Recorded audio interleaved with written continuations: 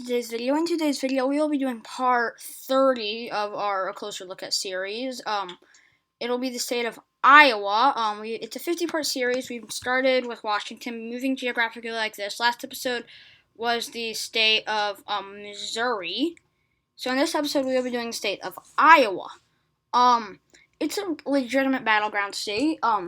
For most or a lot of this campaign season, it's actually been blue, but just recently it's been going red. Presidential race, I'm going to label it as a tilt red.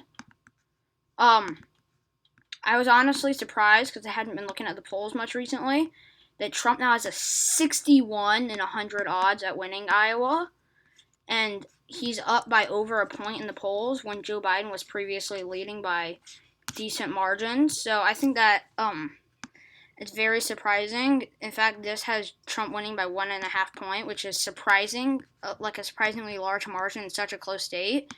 And it's honestly weird to have it, or to see it as a tilt red state, because it's been tilt blue for such a long time. And it's kind of weird to be seeing it change, so I think it's tilt red. Honestly, if it goes tilt blue, or if it goes blue, it would not surprise me. If it goes red, it would maybe surprise me just a little, since I've been anticipating it going blue for such a long time now. But I think that both make sense.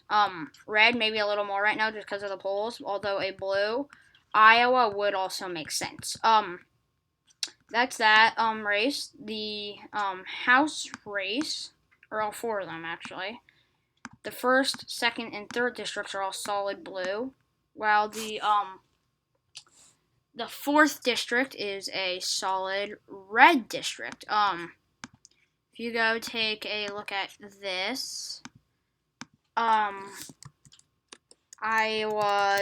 1st, boom, Iowa's 2nd, boom, Iowa's 3rd, and then Iowa's 4th.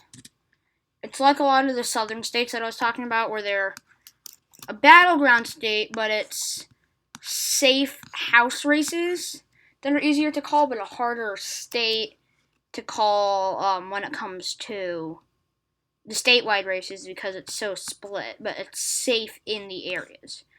And then in the Senate race, Joni Ernst, she might be the incumbent, I'm not actually sure,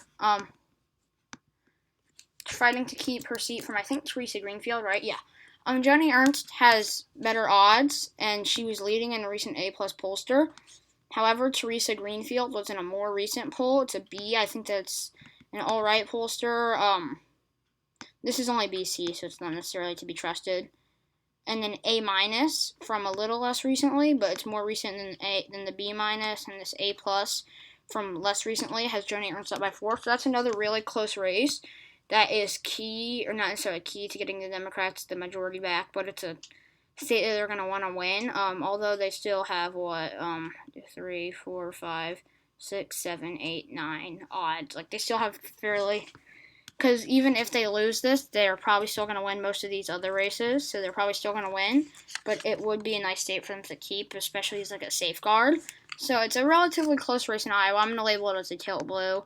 I think that a tilt red characterization would make sense. Actually, recently I had it as a lean blue at one point. Iowa has definitely, the thing about Iowa is when you go look at the polls, it was like narrow, but then it wasn't, but then it was. The thing about Iowa, I think, is that it'll flip oftentimes, but the margins will be bigger margins. Like, it'll go from being 1.3 for one person to 1.3 with another, and they do not have a gubernatorial race. So yeah, that wraps it up for the battleground state of Iowa. Thank you so much for watching. Please be sure to like and subscribe, and stay tuned for the next video, which is the state of Minnesota. So yeah, I'll see you there, and I hope you have a great day, everyone. Bye!